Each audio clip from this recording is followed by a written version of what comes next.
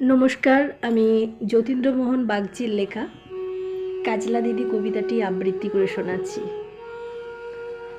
বাঁশবাগানের মাথার ওপর চাঁদ উঠেছে ওই, মাগো আমার শোলক বলা কাজলা দিদি কই? পুকুর ধারে লেবুর তলে থোকায় থোকায় জোনাক জলে, ফুলের গন্ধে ঘুম আসে না, একলা জেগে রই।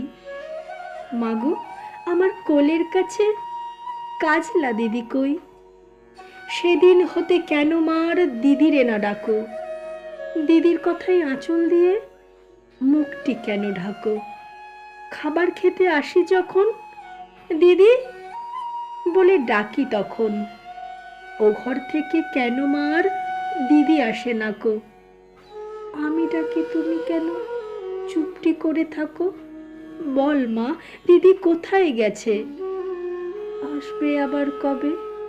কাল যে আমার নতুন ঘরে পুতুল বিয়ে হবে। দিদির মতো ফাঁকি দিয়ে আমিও যদি লুকাই গিয়ে, তুমি তখন একলা ঘরে কেমন করে রবে? আমিও নাই দিদিও নাই, কেমন মজা হবে। ফই চাপাতে ভরে গেছে শিউলি গাছের তল, মারাস নেমা পুকুর থেকে আনবি যখন জল।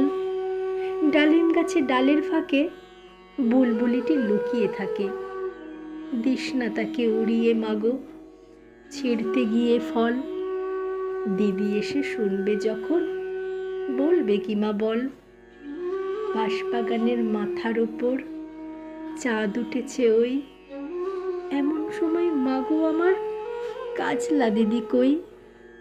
লেবুর তলে পুকুর পাড়ে ঝিঝি ডাকে ঝোপে ঝাড়ে, ফুলের গন্ধে ঘুম আসে না, তাই তো জেগে রই।